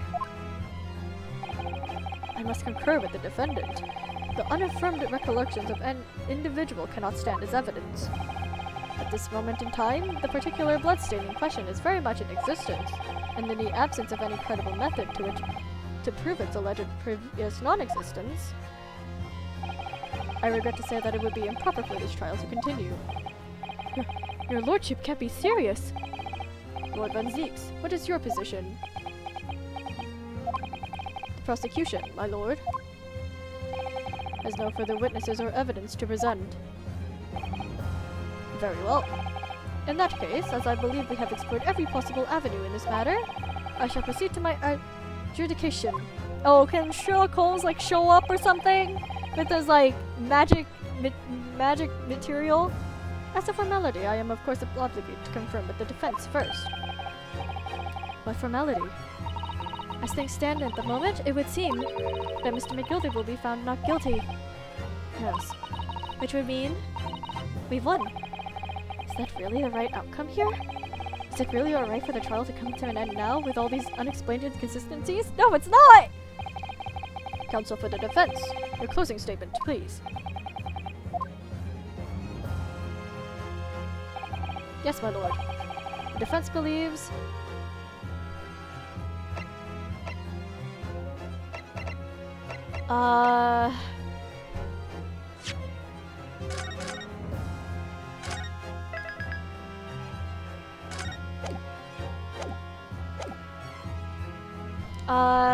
we have nothing to say on guilty. I feel like... As Mr. McGilded's legal representative, I can't breathe. The air in here is stifling. But I'm this man's defense lawyer. There's only one thing I can say in this situation. I believe the defendant, Magnus McGilded, to be innocent of the allegations brought against him. Thank you, counsel.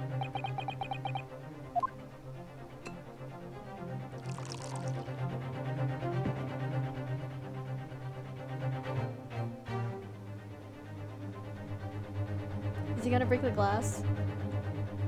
Oh. Here's to you, my Japanese friend, and the most abject closing I have yet to hear in a court of law.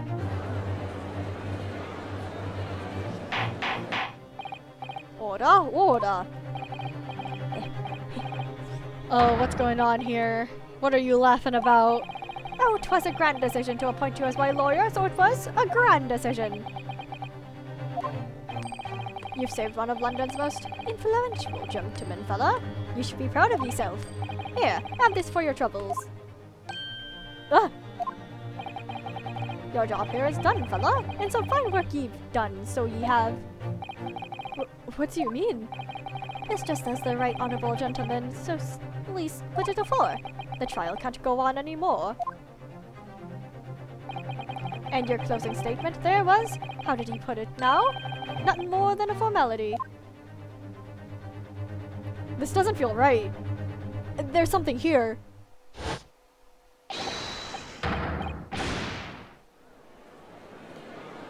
There's something not right here. What's going on? I really don't know what to make of all this. Was the evidence we've seen genuine? Or was it fake? His lordship would be fuming. Any unsightly rubbish should be displeased promptly, as I said. The stickin' rich are always guilty of something. You, mark my words. I feel terribly ashamed that I ever doubt that lovely man who gave us the lovely park. No, there's something wrong here. Now that proceedings have unfolded in this way, I am compelled to declare a premature end to this trial. Furthermore, the court must accept the defendant's plea. No, can Sherlock Holmes just like stroll up and be like, "Hey, yo, got your evidence here. It's this guy is speaking bullshit. I thank ye kindly, my lord."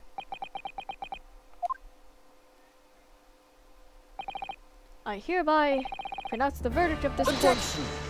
Oh, yes! But we still haven't determined if the bloodstain in the omnibus is genuine or not. We don't know if the witnesses are telling the truth or a pack of lies. We have no idea about the truth. Lord Van Zieks. My lord?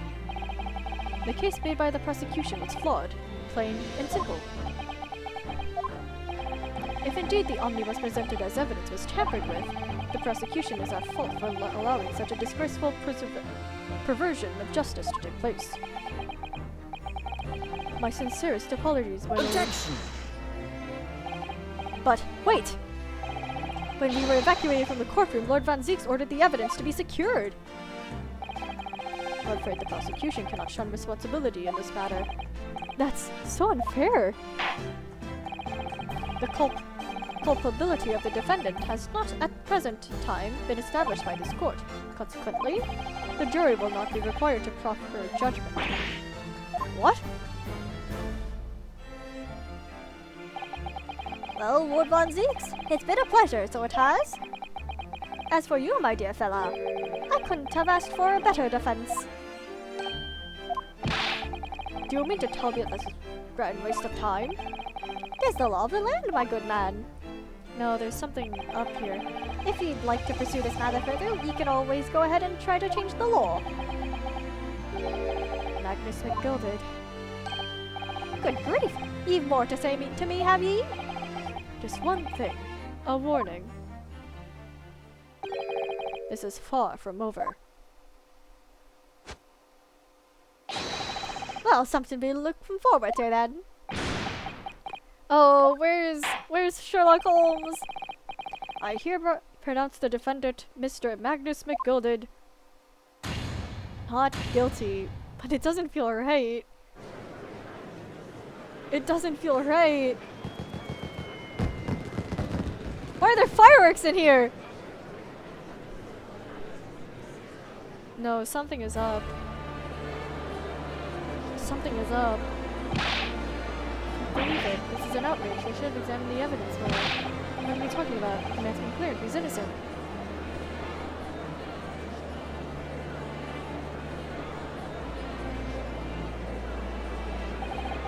With the courtroom in pandemonium for the second time that day, the judge delivered his verdict. And my first ever trial in Great Britain came to an abrupt end, with the defendant being found not guilty, ostensibly a victory for us.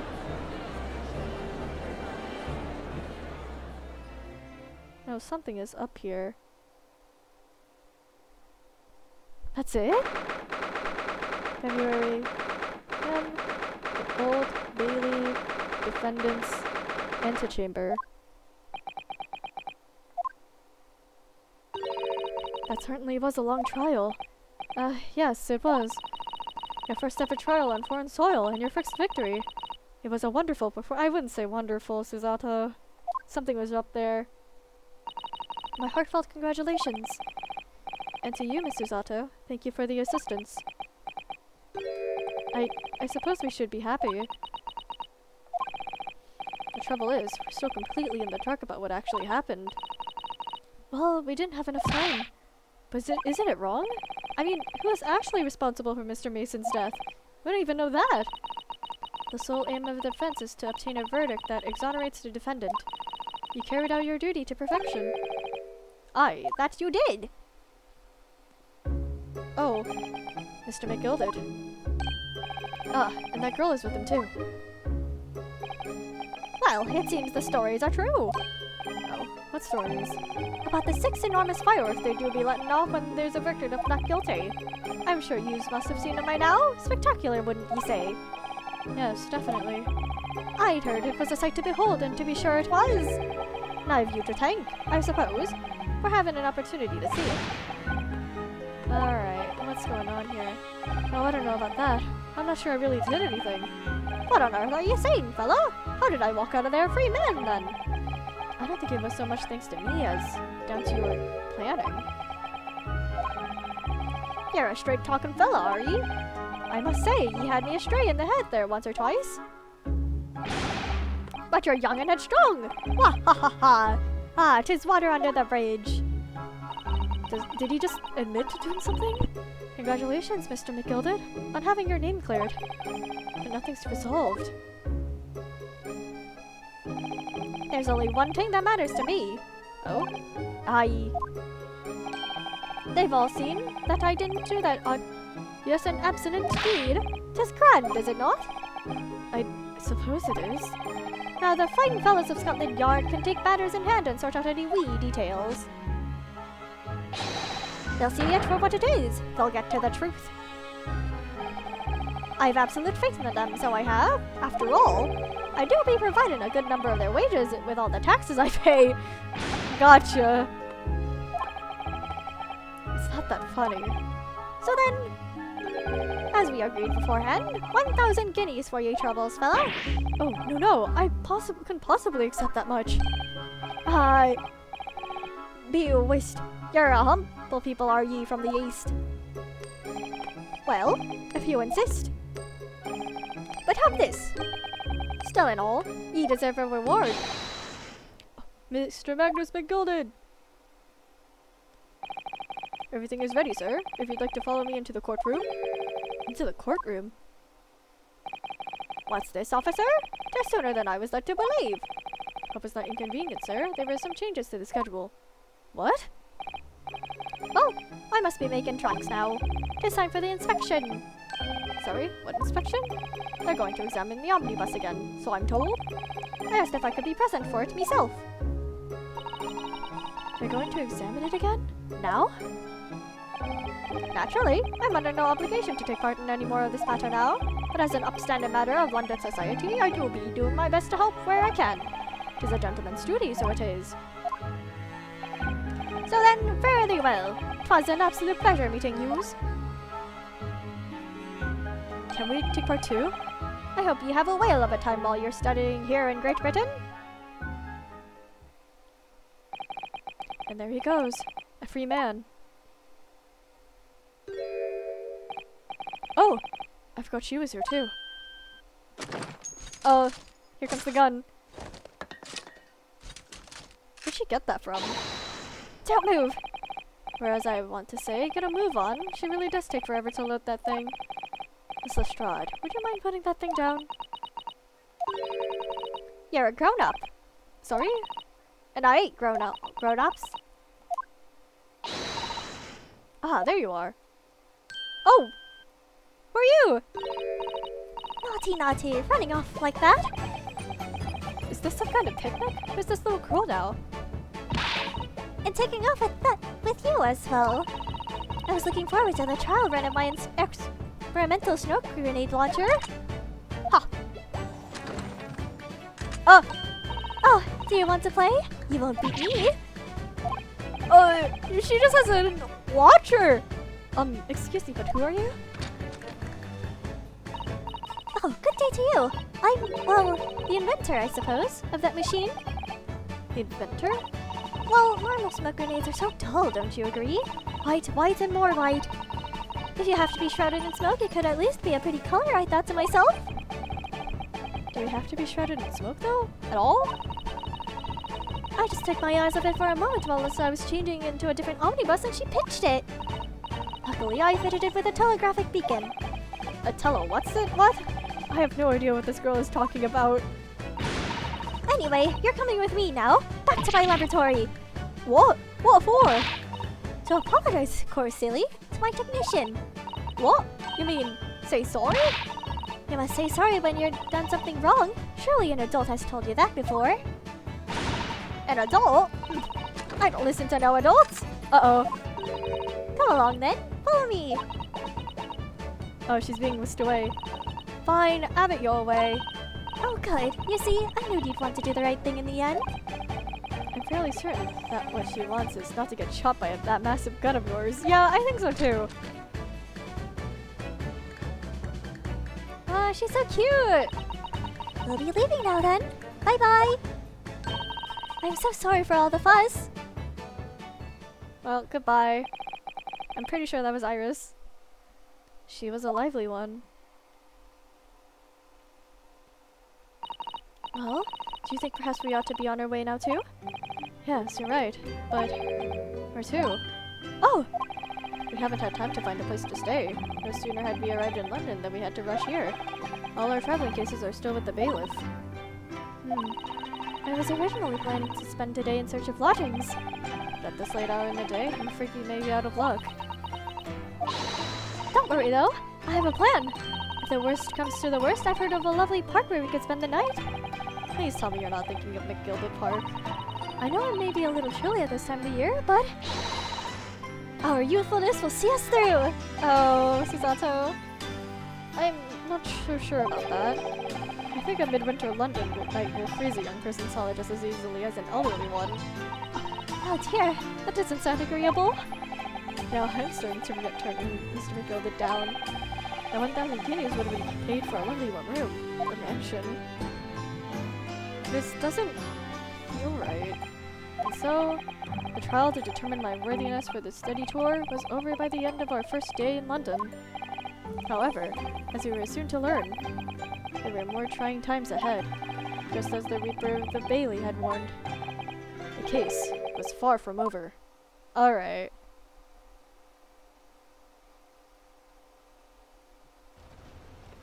Oh, what's going on? What's going on? Get the fire brigade! Water! Bring water! Quick! Why is it on fire? What the? How did this happen? I don't know, sir. By the time I got here, it was already engulfed. No one was supposed to be allowed in here before we started investigating. Uh-oh, Mr. McGilded is in there. No. Oh, good God. There's someone in there. Get him out!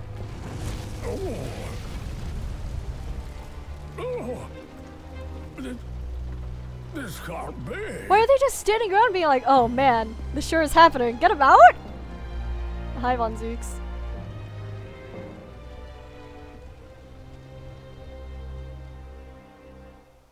So McGilded ended up dying after all. Really? The realm of the Reaper. Yes, I would like to save. Alright. Adventure of the Clouded Kokoro. Okay. Ooh, okay, we're on episode 4 now. Alright, I think that's where I'm gonna end off stream for tonight. Yeah, that was an unsatisfactory trial, I'm gonna have to say. That was... Man, they did end it off like that, huh? But Yeah, thank you guys for stopping by. If you like, come join the Discord server. We have fun here, I swear. If you want to see past streams, come look at my YouTubes. And if you want to see my art or other people's art, I want to know when streams are coming alive, come look at my Twitter. But that's all I've got for you guys tonight. We'll see you guys later. Take care.